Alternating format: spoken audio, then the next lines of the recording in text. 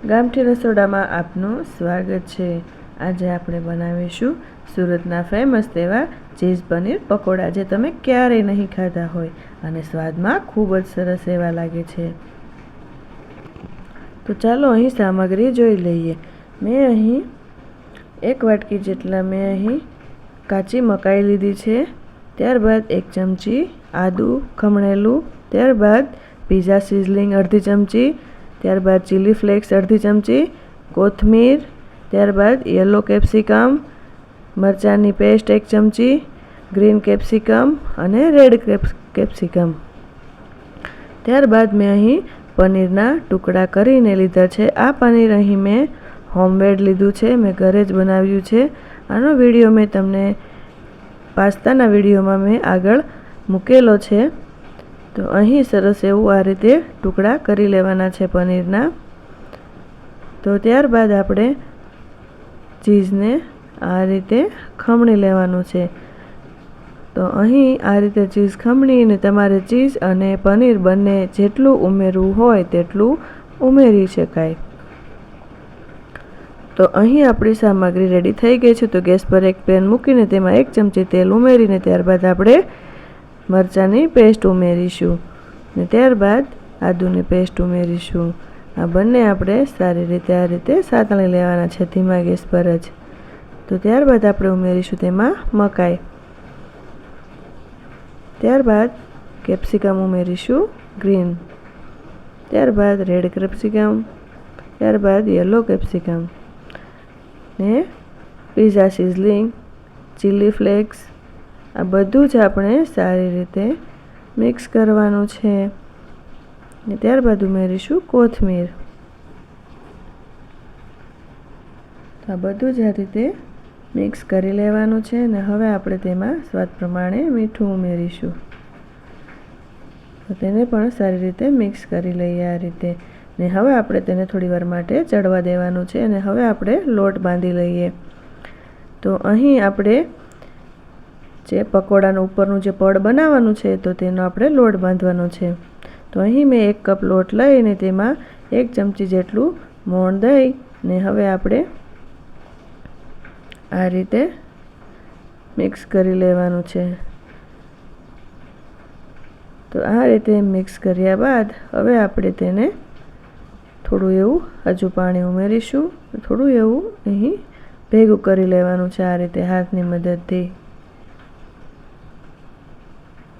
તો આ રીતે આપણો અહીં લોટ બંધાઈ અને રેડી થઈ ગયો છે। લોટ મેં અહીં મેંદાનો ઉપયોગ કર્યો છે। તો આપણે હવે તેમાં થોડું એવું ઉપરથી આ રીતે તેલ ઉમેરીશું અને હાથની મદદથી બરાબર મસળી લઈએ। આ રીતે બરાબર તેલ અને લોટ આ રીતે મિક્સ થઈ જાય ત્યારબાદ આપણે તેને સેટ થવા માટે મૂકી દેવાનો છે 10 મિનિટ માટે। તો અહીં આપણો લોટ સેટ થઈ ગયો છે ને એકદમ સ્મૂથ પણ થઈ ગયો છે। તો હવે આપણે થોડીવાર માટે આને એક ડીશમાં લઈ લઈએ ને હવે આપણે તેના લુવા તૈયાર કરવાના છે અને રોટલી વણવાની છે। તો અહીં આપણો લોટ બરાબર તૈયાર થઈ ગયો છે અને તેનો આ રીતે લુવો બનાવી અને અટામણ આ રીતે લગાવીને હવે આપણે તે રોટલીને વણી લેવાની છે। રોટલી વણવામાં જાડી કે પતલી કોર નથી રાખવાની, એક જ સરખી વણવાની છે આ રીતે। એક રોટલી વણાઈ ગયા બાદ બીજી પણ આપણે તે જ રીતે રોટલી વણી લેવાની છે। તો બંને રોટલી આપણે આ રીતે વણ્યા બાદ હવે આપણે તેમાં ઉપરથી લગાવીશું તેલ રોટલી ઉપર। તો આ રીતે આપણે થોડું એવું તેલ ઉમેરીને હાથની મદદથી આખી જ રોટલીમાં આ રીતે ફેલાવી દેવાનું છે। તો આ રીતે ફેલાવ્યા બાદ હવે આપણે તેમાં ઉપરથી અટામણનો જે લોટ છે તે ઉમેરીશું। તમારે અહીં લોટ થોડો વધારે ઉમેરવાનો છે જેથી આપણે બંને રોટલીના પડ ભેગા કરવાના છે અને તેને અલગ પણ કરવાના છે પાછા।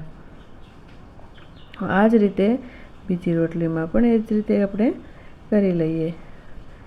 તો હવે આપણે આ બંને રોટલી આ રીતે લોટ અને તેલ લગાવ્યા બાદ આપણે તેને હવે બંને ઉપર જ આ રીતે મૂકી લેવાની છે, ભેગી કરવાની છે।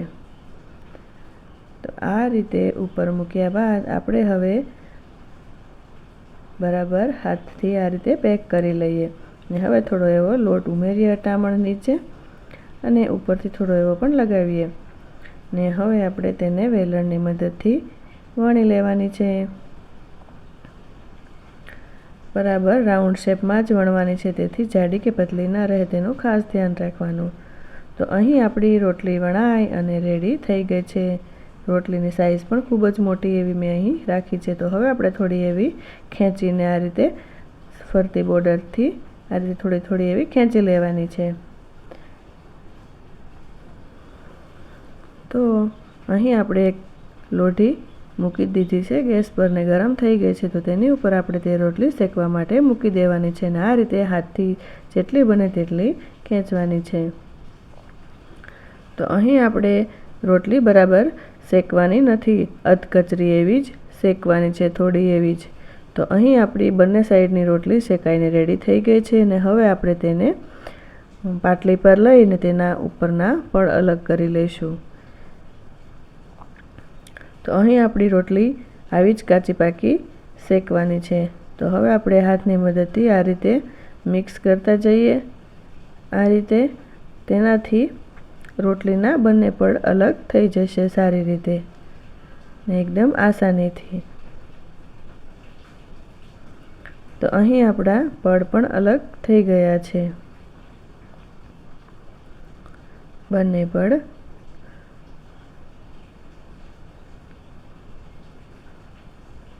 તો હવે આપણે જે મિશ્રણ છે તે ઠંડુ થઈ ગયું છે, ઠંડુ થવા માટે મૂકેલું.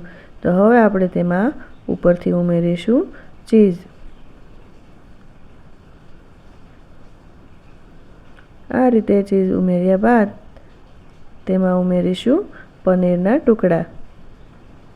ચીઝ અને પનીરનો સ્વાદ ખૂબ જ સરસ એવો આવે છે.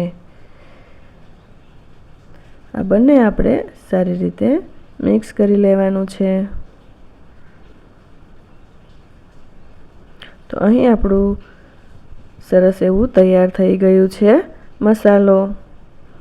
તો એ મસાલો આપણે એક તપેલીમાં કાઢી લેવાનો છે. તો મેં અહીં બ્રેડ લઈ લીધી છે અને બ્રેડમાં આપણે હવે મસાલો ભરવાનો છે. આપણે આ રીતે જ પકોડા તૈયાર કરવાના છે. તો એક પાટલી લઈ ને તેની ઉપર આપણે બ્રેડ મૂકીશું 2 ને ત્યારબાદ આપણે ચાકુની મદદથી તેને વચ્ચેથી જ કાપી લેવાનું છે.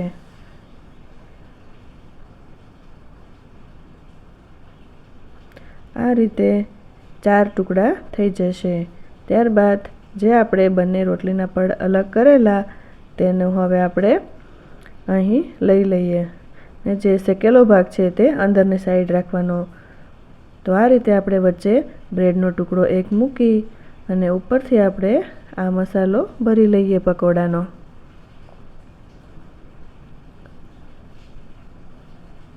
તો આ જ રીતે ચારે ખૂણામાં બરાબર થઈ જાય તે રીતે સેટ કરીને મસાલો ભરવાનો છે.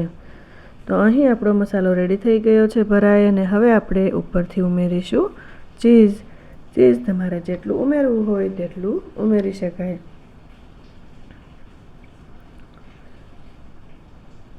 જો તમને મારો વિડીયો ગમ્યો હોય તો મારી ચેનલને લાઈક, શેર અને સબસ્ક્રાઈબ કરવાનું ભૂલતા નહીં.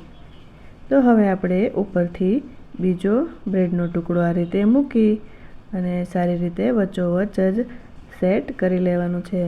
ત્યારબાદ આપણે અહીં મેંદા અને પાણી બંને મિક્સ કરીને તેની સ્લરી બનાવી લેવાની છે. તો આ રીતે હવે આપણે તે સ્લરી બંને સાઈડ બોર્ડર પર લગાવી લેવાની છે ને આપણે આ રીતે પકોડા તૈયાર કરવાના છે. આ રીતે બંને બોર્ડર વાળી ને હવે તેની સાઈડની બોર્ડર પણ લગાવીશું સ્લરી. સ્લરી લગાવવાથી બધા જ ખૂણા પેક થઈ જશે સારી રીતે અને ખુલશે પણ નહીં તળતી વખતે. તો આ રીતે આપણે પેક કરી દઈએ ને હાથની મદદથી આ રીતે દાબી દેવાનું છે. એવી જ રીતે સામેની સાઈડ પણ પેક કરી લેવાની છે.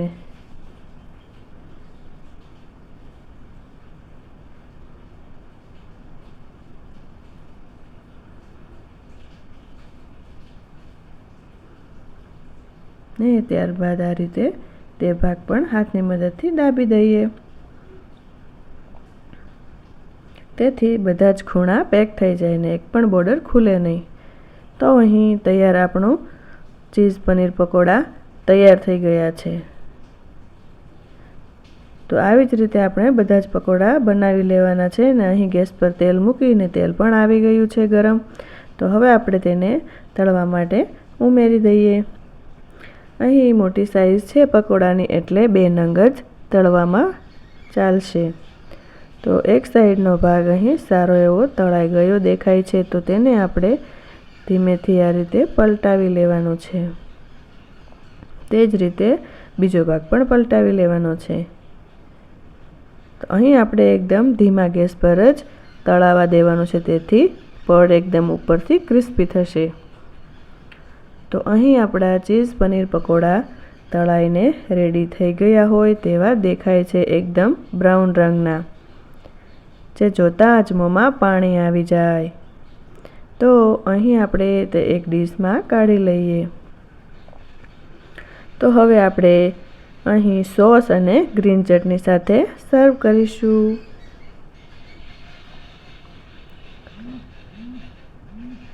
તો આ જ રીતે અહીં મેં બંને પકોડા મૂકી દીધા છે ને હવે આપણે એક પકોડાને વચ્ચેથી આપણે હવે કટ લગાવી લઈએ. ઉપરનું અહીં પડ ખૂબ જ ક્રિસ્પી એવું બન્યું છે. તો આ રીતે આપણે વચ્ચેથી કટ લગાવી લેવાની છે. તો અહીં જોઈએ આપણે તો ખૂબ જ સરસ એવું દેખાઈ રહ્યું છે. ચીઝ અને પનીર એકદમ સરસ એવું અંદર પીગળી ગયું છે. તો અહીં આપણા પકોડા તૈયાર થઈ ગયા છે. ચોમાસાની ઋતુમાં તો ખૂબ જ મજા પડી જાય છે જો આવા પકોડા મળી જાય તો. તો તમે પણ ઘરે જરૂરથી ટ્રાય કરજો ને કોમેન્ટ બોક્સમાં જણાવજો કે મારી રેસીપી તમને કેવી લાગી.